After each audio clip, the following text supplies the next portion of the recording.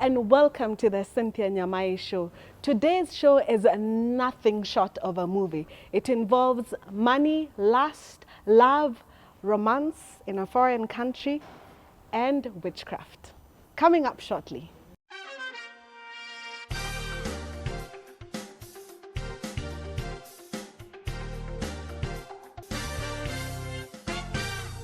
Thank you, Jane Mwangi, for joining us today. Thank you for having me. You know, your story is like a Nigerian movie.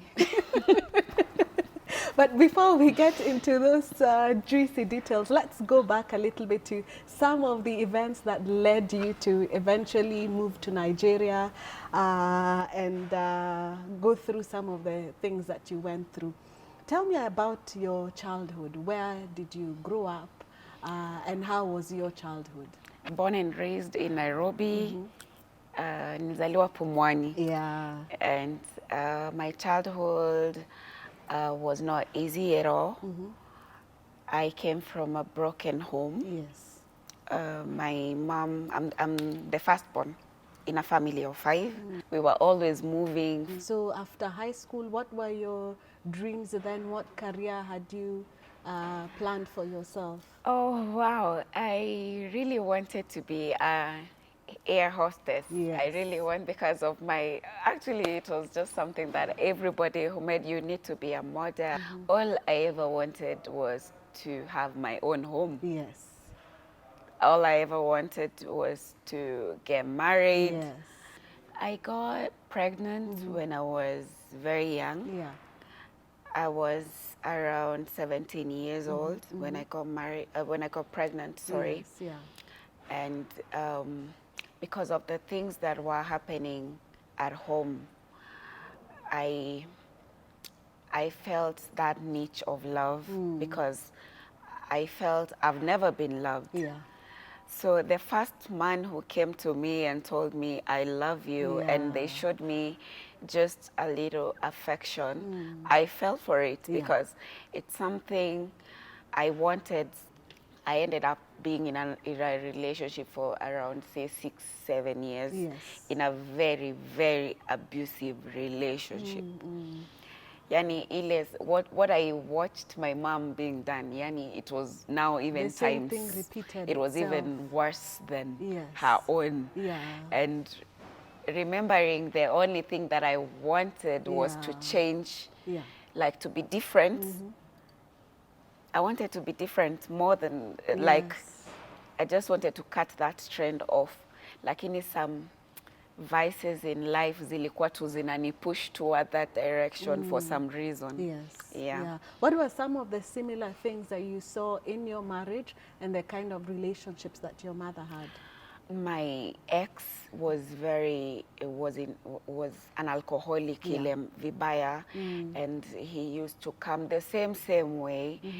My stepdad would come and beat up my mom to the extent amvunje mkono and those kind of things, to chap huko sisi wote. And I had to watch that every single day. And ile mpaka unakaa na baridi ukikaa kwa nyumba, you're like, what will happen next? And that kind of trauma to a kid, it really affects them, you know, psychologically, and changes their future decisions. Some of the things we go through when we're young follow us even when we are grown. And if you don't get like love from home, that's why I really encourage parents to like love their kids, because if you don't love your kids the right way, they'll end up looking for love in all the wrong places, you know? So first relationship doesn't work, second relationship doesn't work. What next? After the second relationship now, I was done. I was like, yo, I don't want to be good anymore. Ile, I'm tired of being the good girl. So good girl gone bad. I'm like, you know what? After my second relationship. Was there a child? Yes, I had my son now. So now 2 children. 2. sasa nikaamua nikasema, you know what, and because I had given up on my education after my Form 4, getting married, you know, I was like, you know what, I'm done being good. Sasa let me hit the streets. Let me hit the streets and let me go and party. You know, I had never even partied all my life. I skipped that stage in life, ilea, to have fun and to party and that kind of thing. So nilikuwa na that yearning, like I want to go to the club and have fun and just let go of all these things that have happened in my life, you know. And you know, of course, that path, it always never ends up well, because it's not a very good path to follow. So mi nikaenda club. Actually, the first day I went to the club, I met this Nigerian. Even before I could articulate my plans of partying. And a Nigerian comes along. Yeah, this Nigerian just shows up from nowhere. And Madam, as I said, this interview, this story is like a Nigerian movie. Let's take a short commercial break, and when we come back, the second part of this Nigerian movie.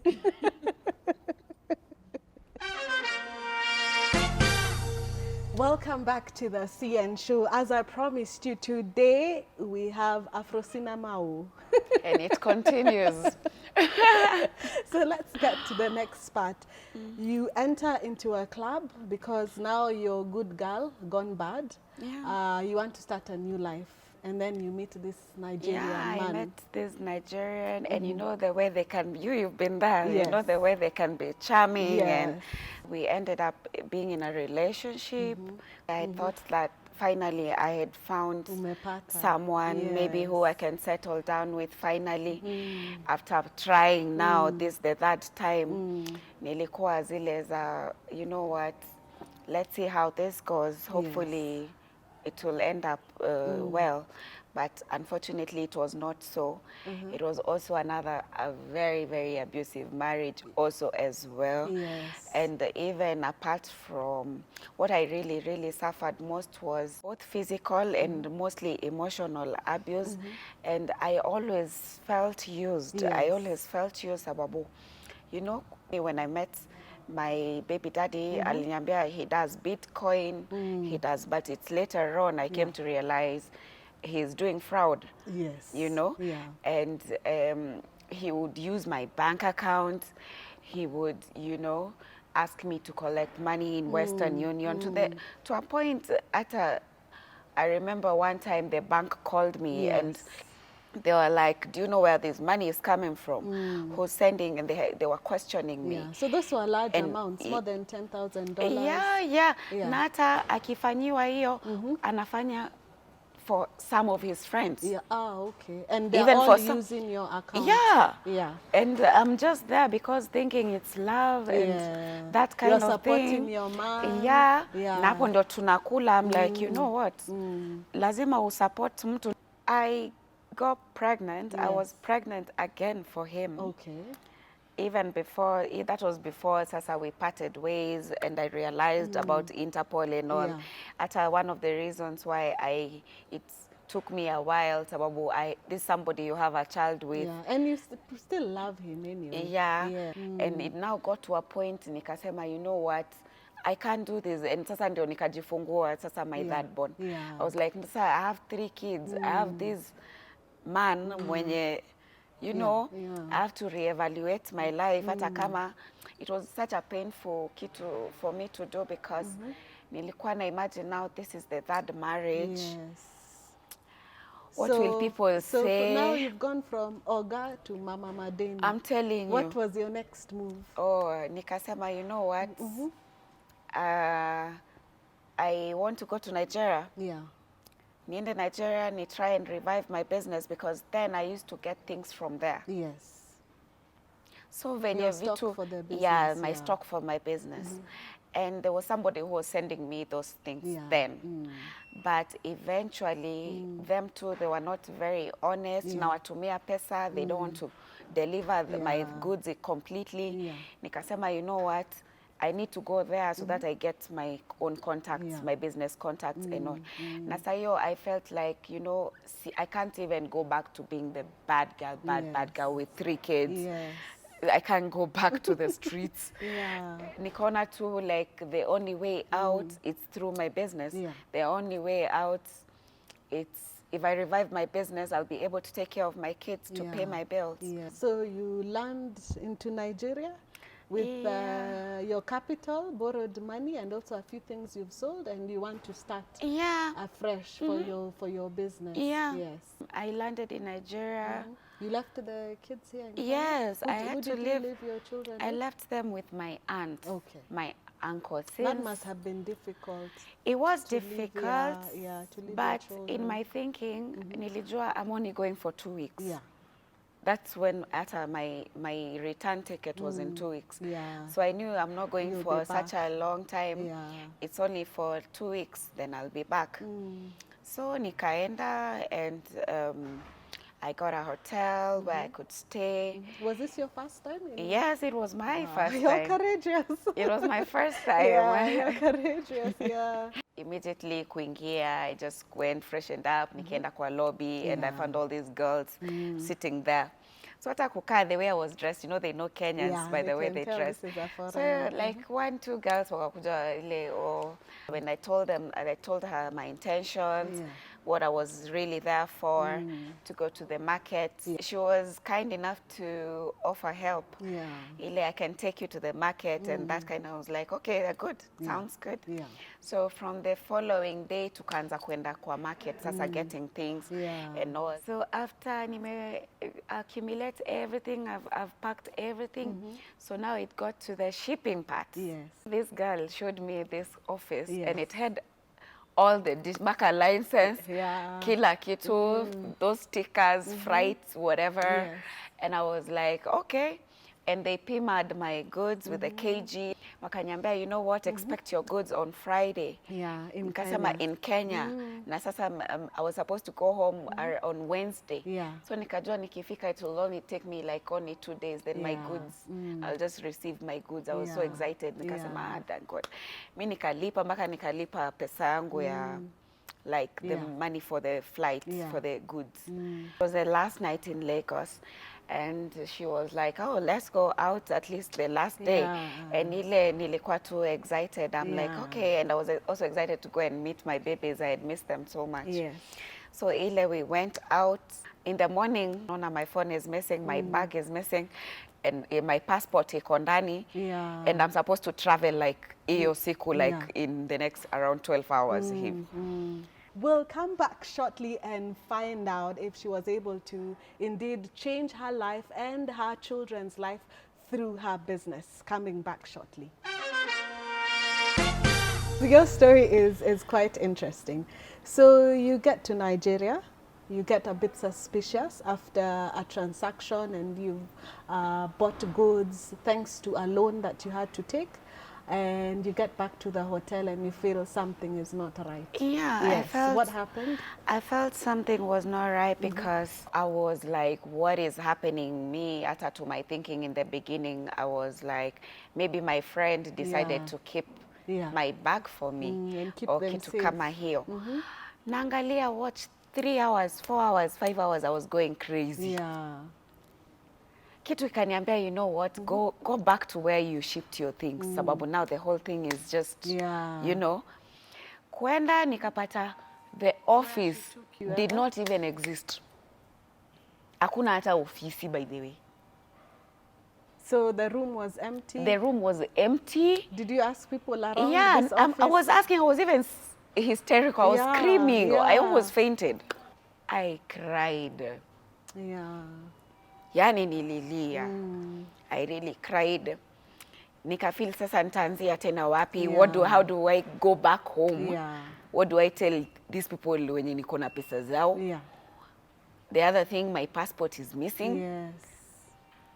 I don't know, nimemaliza pesa zangu zote because my stay has come to an end, and I had budgeted for I'd paid for my hotel for only those 2 weeks. And nikasema, you know what, the solution is not going back home. Sababu sijui niende nyumbani aje na hizi responsibilities niko nazo. Nimeuza vitu zangu za nyumba, ndio ni revive biashara yangu. Then I've lost everything. Now I'm in serious debts za watu. So the following day ikakuja na ikaisha, and that day ndo ilikuwa my ticket, my return ticket to come back. So that's when it sank on me like I'm stranded. I now met this girl in the hotel. Mwenye sasa alikuwa zile, you know what, you don't have to stay in this hotel anymore. I can show you where you can stay as long as, do you mind? I was like, at that point, sina choice. She took me to Lekki. Nikaingia kwa nyumba, mi tuma surprise hata venye niliingia. I was like, okay, nikapata around more than 40 girls inside. I was like, you know what, alikuwa casual, and you know Nigerians, they are very open. Akaambia, yeah, we are hustling, we are looking for money, and this is where we stay. And she introduced me to her madam, and all. She was like, come, I'll show you my room. From there, now sasa it dawned to me, I'm in a brothel. And I'm stuck.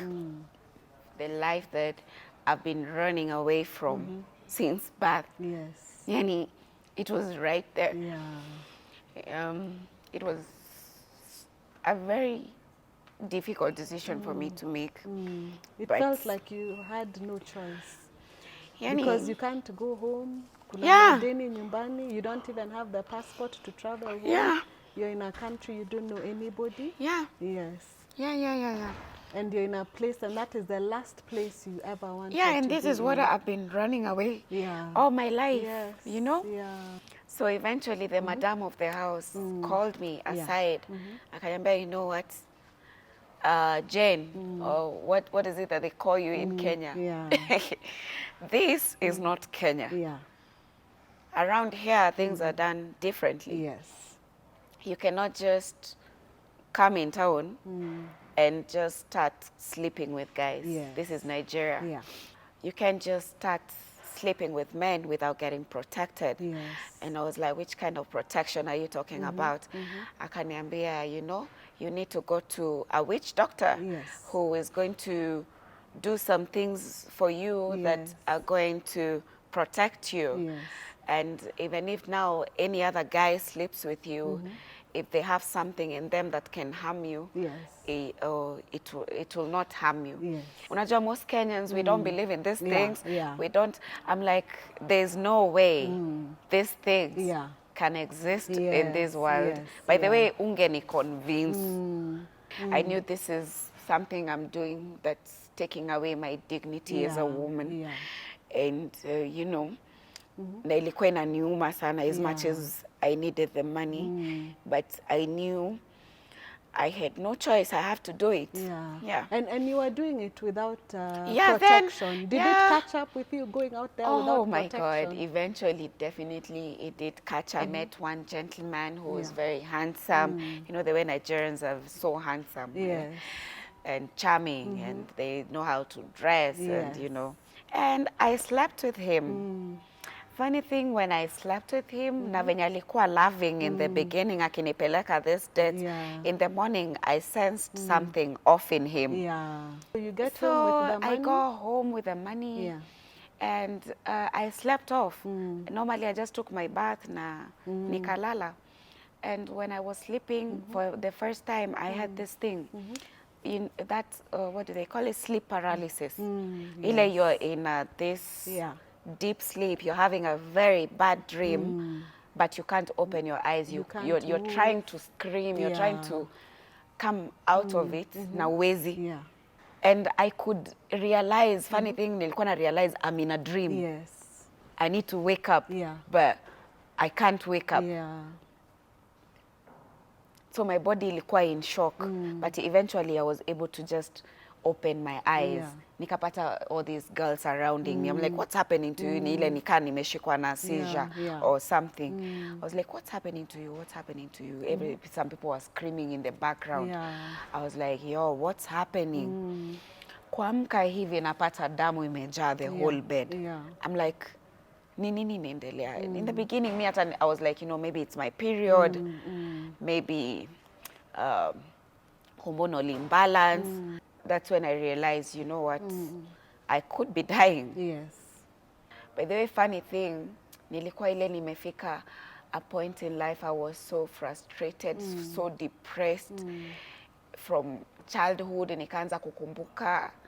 In that moment, I was just, you know, remembering my childhood, everything I went through, my childhood, my first marriage, my second marriage, my third marriage. Because now you're seeing I'm coming to the end. Yeah. So what happened? By the way, that thing they used to say, you see your whole life flashing back. It's true. It's true. Yeah. So, and then eventually, did you see maybe a specialized doctor or prayers? I remember just praying to God. Yeah. Telling God, you know what? I'm tired of this life. Unajua, normally someone in that situation, ungekuwa mtu angekuwa naomba Mungu, Lord save me. Yeah. You know, but me nilikuwa nime give up in life. I was like, you know what, God, just take my life. Yeah, yeah. Take my life. I've suffered through enough trauma since childhood. Yeah. Now, imefika to this point since you brought me, but those were my words. Yeah. I told God, since you brought me in this world to suffer, just take me. Yeah. Let me rest. Yeah. Let me find peace. Because, you know, time is almost up. I just want to find out why do you share this story? This is not a very easy story to share. What lessons did you learn and why do you share this story? When I came back to Kenya, I started talking about these things because it's something that is happening currently in Kenya. Yeah. And you know that right now it's the in thing. Yeah. You know? Yeah. You're just there eating money, ukipopiwa champagne, akikununulia iPhone X, and all, you think uko mbele sana.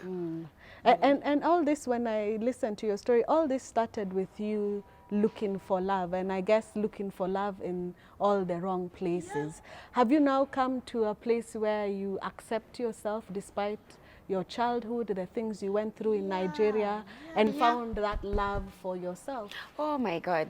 I even found more than that because I now got to realize that life is so deep. Yeah. I keep on saying this It's thing. spiritual. Life is so spiritual. Yes. Sex is so spiritual. Yes. We need to reevaluate life. Kama wasichana wadogo, tuna need to evaluate our lives, our decisions, the kind of choices we make.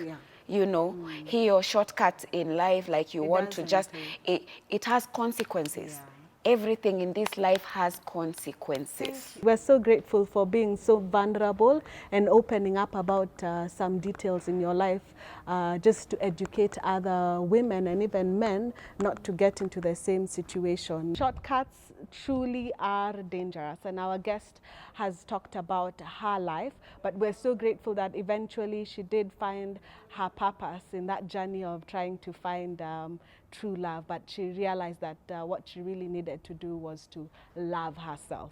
Join me next week at the same time on the CN Show for more stories like this. I can't promise another Nigerian movie, but I can promise you it will be another raw story.